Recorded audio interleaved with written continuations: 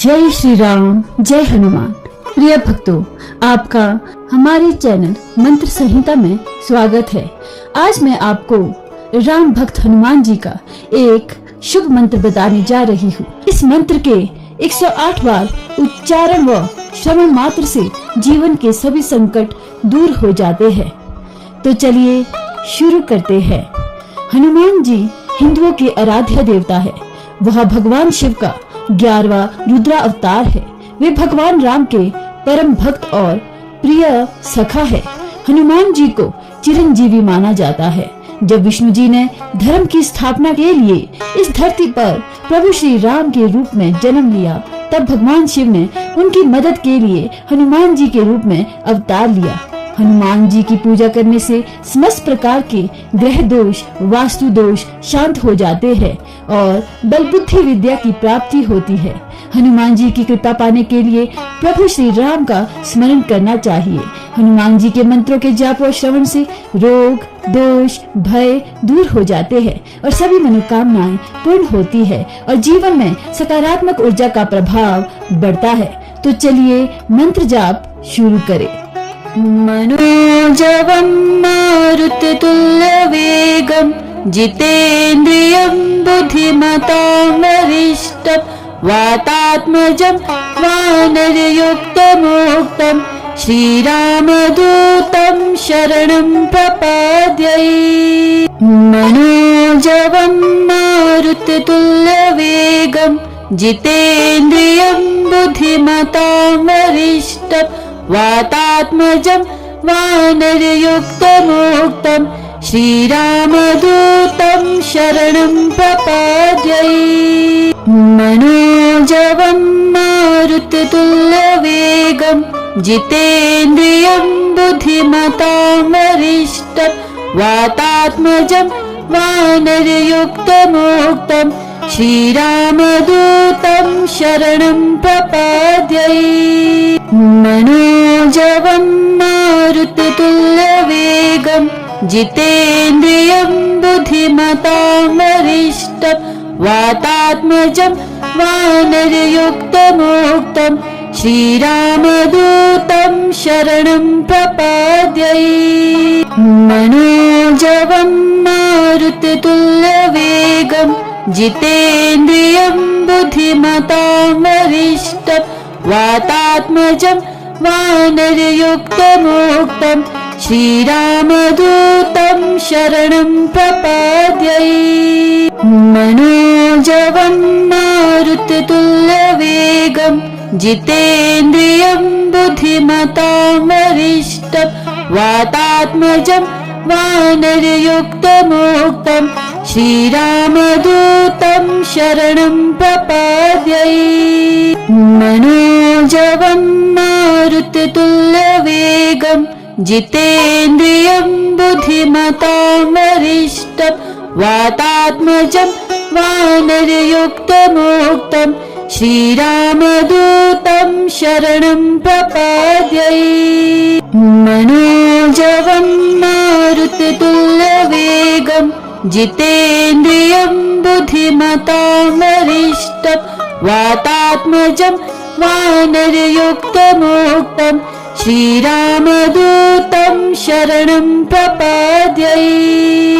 मनोजवं मारुततुल्यवेगं जितेन्द्रियं बुद्धिमतां वरिष्ठं वातात्मजं वानरयुक्तमोक्तं श्रीरामदूतं शरणं प्रपद्ये।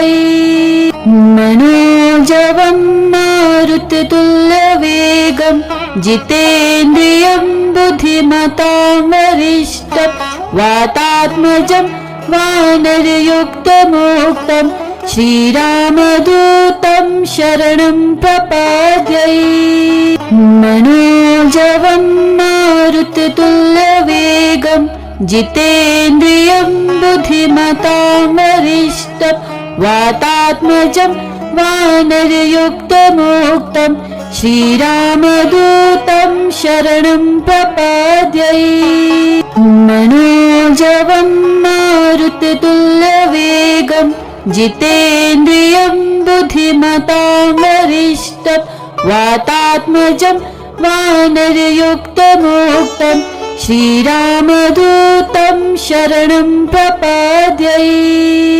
मनोजवं मारुततुल्यवेगं जितेन्द्रियं बुद्धिमतां वरिष्ठं वातात्मजं वानरयुक्तमोक्तं श्रीरामदूतं शरणं प्रपद्ये।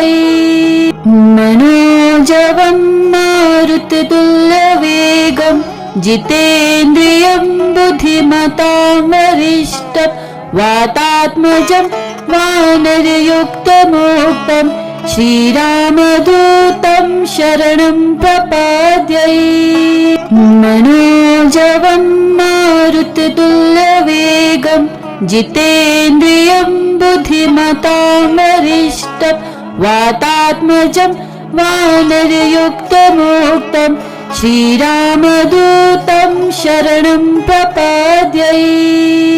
मनोजवं मारुततुल्यवेगं जितेन्द्रियं बुद्धिमतां वरिष्ठं वातात्मजं वानरयुक्तमोक्तं श्रीरामदूतं शरणं प्रपद्ये। मनोजवं मारुततुल्यवेगं जितेन्द्रियं बुद्धिमतां वरिष्ठं वातात्मजं वानरयुक्तमोक्तं श्रीरामदूतं शरणं प्रपद्ये। मनोजवं मारुततुल्यवेगं जितेन्द्रियं बुद्धिमतां वरिष्ठं वातात्मजं वानरयुक्तमोक्तं श्रीरामदूतं शरणं प्रपद्ये। मनोजवं मारुततुल्यवेगं जितेन्द्रियं बुद्धिमतां वरिष्ठं वातात्मजं वानरयुक्तमोक्तं श्रीरामदूतं शरणं प्रपद्ये। मनोजवं मारुततुल्यवेगं जितेन्द्रियं बुद्धिमतां वरिष्ठं वातात्मजं वानरयुक्तमोक्तं श्रीरामदूतं शरणं प्रपद्ये। मनोजवं मारुततुल्यवेगं जितेन्द्रियं बुद्धिमतां वरिष्ठं वातात्मजं वानरयुक्तमोक्तं श्रीरामदूतं शरणं प्रपद्ये। मनोजवं मारुततुल्यवेगं जितेन्द्रियं बुद्धिमतां वरिष्ठं वातात्मजं वानरयुक्तमोक्तं श्रीरामदूतं शरणं प्रपद्ये। मनोजवं मारुततुल्यवेगं जितेन्द्रियं बुद्धिमतां वरिष्ठं वातात्मजं वानरयुक्तमोक्तं श्रीरामदूतं शरणं प्रपद्ये। मनोजवं मारुततुल्यवेगं जितेन्द्रियं बुद्धिमतां वरिष्ठं वातात्मजं वानरयुक्तमोक्तं श्रीरामदूतं शरणं प्रपद्ये। मनोजवं मारुततुल्यवेगं जितेन्द्रियं बुद्धिमतां वरिष्ठं वातात्मजं वानरयुक्तमोक्तं श्रीरामदूतं शरणं प्रपद्ये।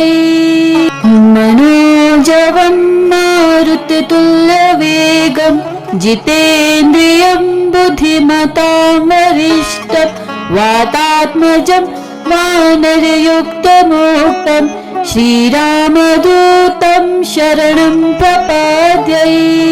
मनोजवं मारुततुल्यवेगं जितेन्द्रियं बुद्धिमतां वरिष्ठं वातात्मजं वानरयुक्तमोक्तं श्रीरामदूतं शरणं प्रपद्ये।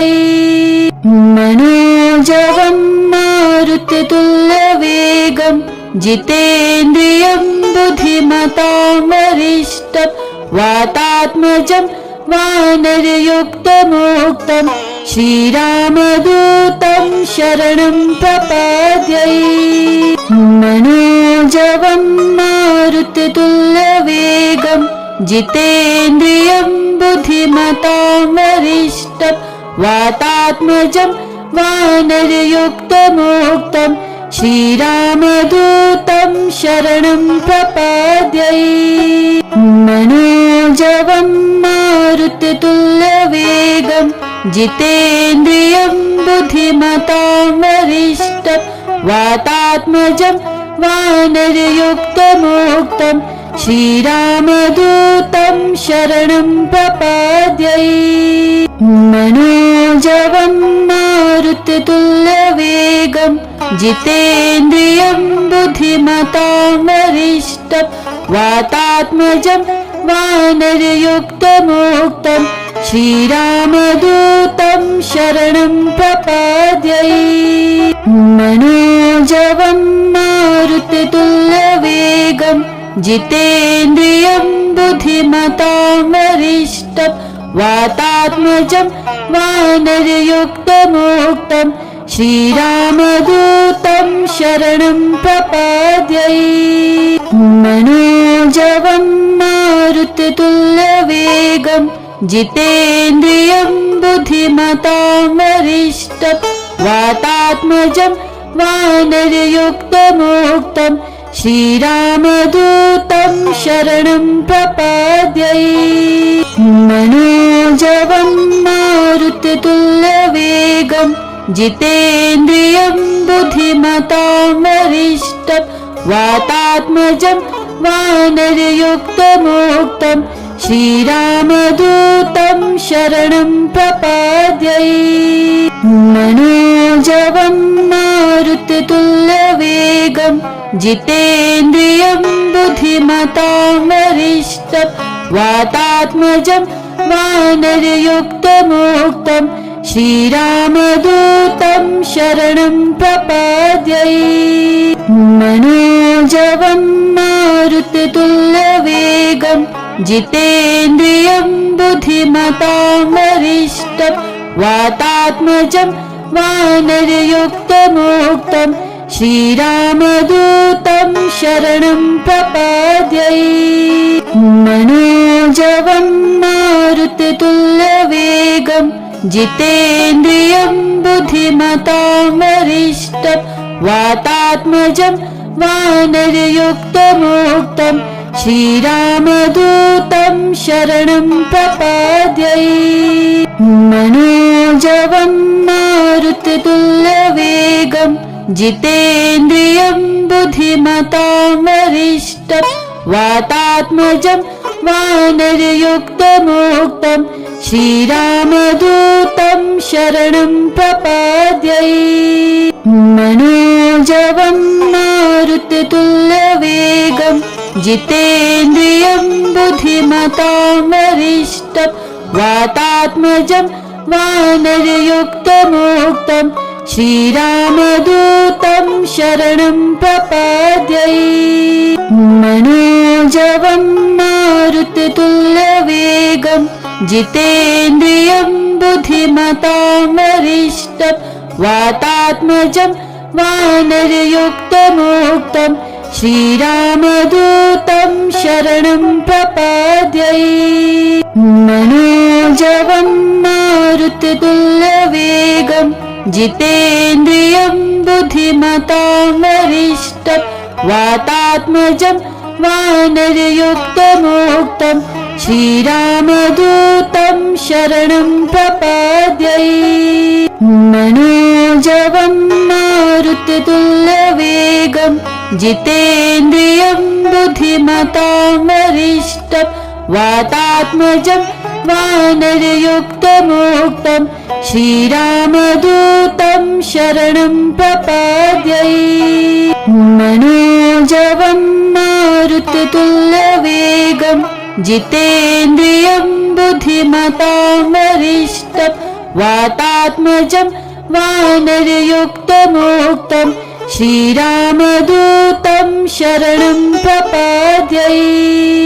मनोजवं मारुततुल्यवेगं जितेन्द्रियं बुद्धिमतां वरिष्ठं वातात्मजं वानरयुक्तमोक्तं श्रीरामदूतं शरणं प्रपद्ये।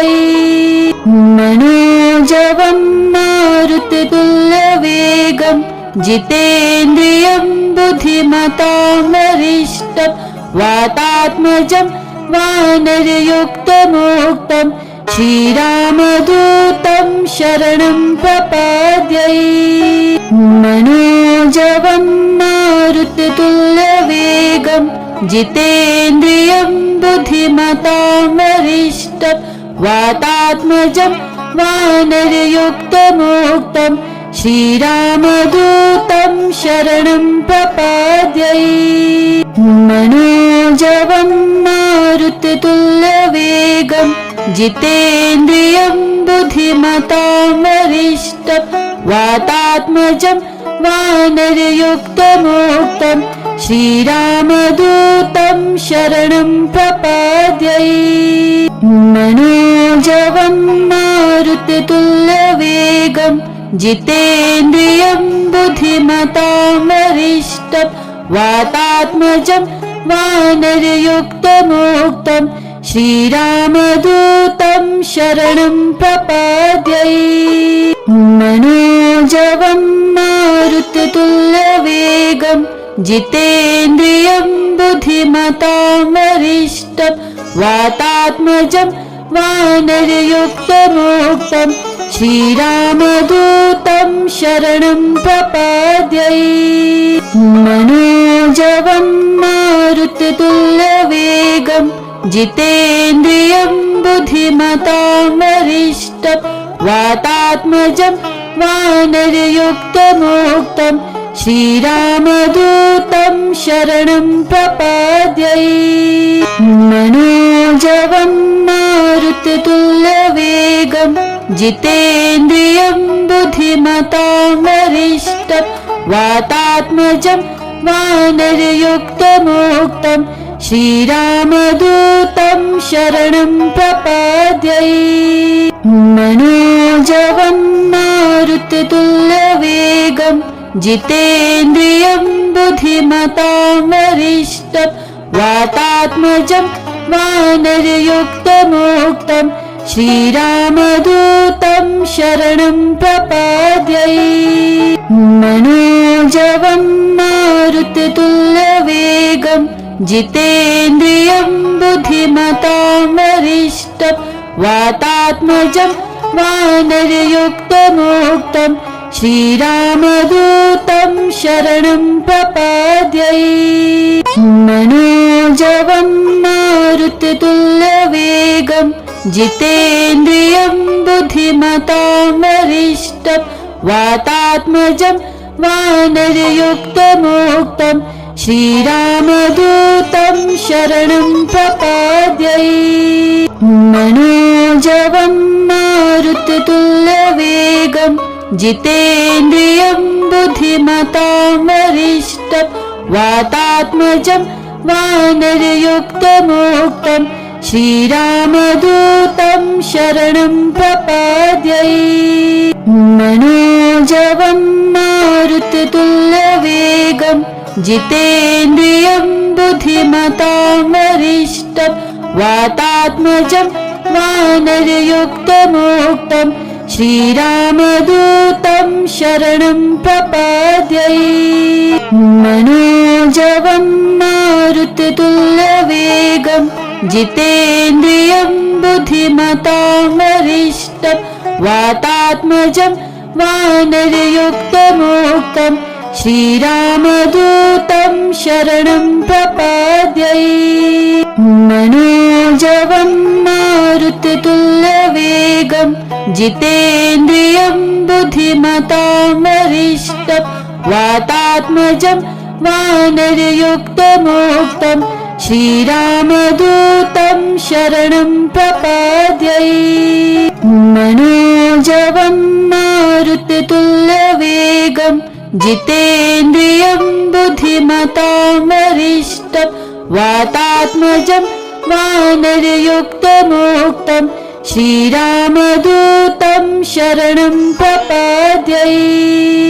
मनोजवं मारुततुल्यवेगं जितेन्द्रियं बुद्धिमतां वरिष्ठं वातात्मजं वानरयुक्तमोक्तं श्रीरामदूतं शरणं प्रपद्ये। मनोजवं मारुततुल्यवेगं जितेन्द्रियं बुद्धिमतां वरिष्ठं वातात्मजं वानरयुक्तमोक्तं श्रीरामदूतं शरणं प्रपद्ये। मनोजवं मारुततुल्यवेगं जितेन्द्रियं बुद्धिमतां वरिष्ठं वातात्मजं वानरयुक्तमोक्तं श्रीरामदूतं शरणं प्रपद्ये। मनोजवं मारुततुल्यवेगं जितेन्द्रियं बुद्धिमतां वरिष्ठं वातात्मजं वानरयुक्तमोक्तं श्रीरामदूतं शरणं प्रपद्ये। मनोजवं मारुततुल्यवेगं जितेन्द्रियं बुद्धिमतां वरिष्ठं वातात्मजं वानरयुक्तमोक्तं श्रीरामदूतं शरणं प्रपद्ये। मनोजवं मारुततुल्यवेगं जितेन्द्रियं बुद्धिमतां वरिष्ठं वातात्मजं वानरयुक्तमोक्तं श्रीरामदूतं शरणं प्रपद्ये। मनोजवं मारुततुल्यवेगं जितेन्द्रियं बुद्धिमतां वरिष्ठं वातात्मजं वानरयुक्तमोक्तं श्रीरामदूतं शरणं प्रपद्ये। मनोजवं मारुततुल्यवेगं जितेन्द्रियं बुद्धिमतां वरिष्ठं वातात्मजं वानरयुक्तमोक्तं श्रीरामदूतं शरणं प्रपद्ये। मनोजवं मारुततुल्यवेगं जितेन्द्रियं बुद्धिमतां वरिष्ठं वातात्मजं वानरयुक्तमोक्तं श्रीरामदूतं शरणं प्रपद्ये। मनोजवं मारुततुल्यवेगं जितेन्द्रियं बुद्धिमतां वरिष्ठं वातात्मजं वानरयुक्तमोक्तं श्रीरामदूतं शरणं प्रपद्ये। मनोजवं मारुततुल्यवेगं जितेन्द्रियं बुद्धिमतां वरिष्ठं वातात्मजं वानरयुक्तमोक्तं श्रीरामदूतं शरणं प्रपद्ये। मनोजवं मारुततुल्यवेगं जितेन्द्रियं बुद्धिमतां वरिष्ठं वातात्मजं वानरयुक्तमोक्तं श्रीरामदूतं शरणं प्रपद्ये। मनोजवं मारुततुल्यवेगं जितेन्द्रियं बुद्धिमतां वरिष्ठं वातात्मजं वानरयुक्तमोक्तं श्रीरामदूतं शरणं प्रपद्ये। मनोजवं मारुततुल्यवेगं जितेन्द्रियं बुद्धिमतां वरिष्ठं वातात्मजं वानरयुक्तमोक्तं श्रीरामदूतं शरणं प्रपद्ये। मनोजवं मारुततुल्यवेगं जितेन्द्रियं बुद्धिमतां वरिष्ठं वातात्मजं वानरयुक्तमोक्तं श्रीरामदूतं शरणं प्रपद्ये। मनोजवं मारुततुल्यवेगं जितेन्द्रियं बुद्धिमतां वरिष्ठं वातात्मजं वानरयुक्तमोक्तं श्रीरामदूतं शरणं प्रपद्ये। मनोजवं मारुततुल्यवेगं जितेन्द्रियं बुद्धिमतां वरिष्ठं वातात्मजं वानरयुक्तमोक्तं श्रीरामदूतं शरणं प्रपद्ये।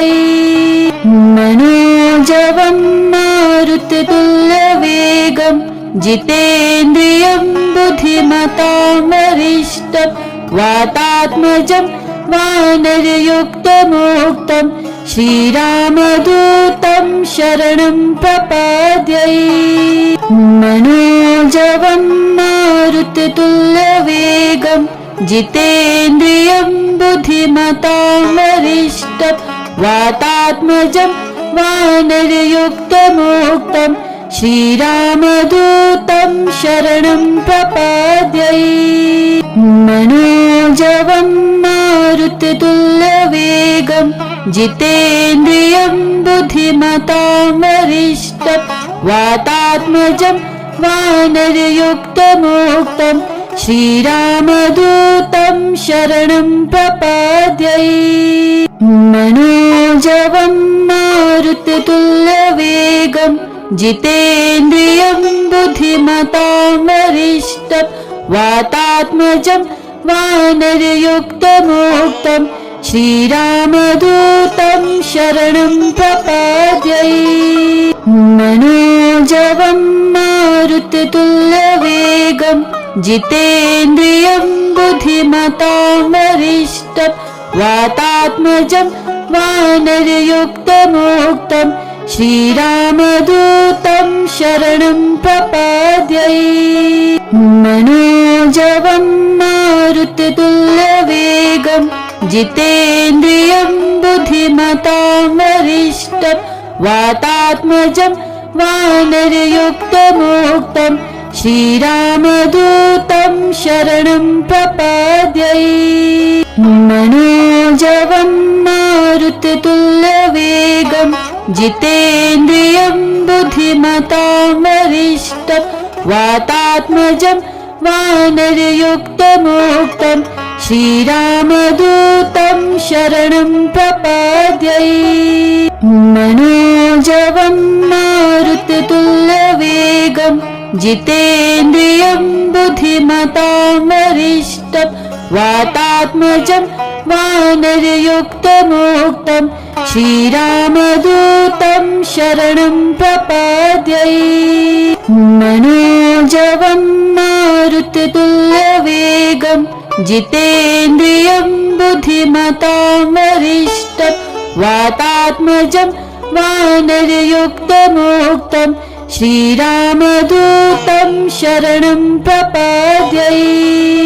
मनोजवं मारुततुल्यवेगं जितेन्द्रियं बुद्धिमतां वरिष्ठं वातात्मजं वानरयुक्तमोक्तं श्रीरामदूतं शरणं प्रपद्ये।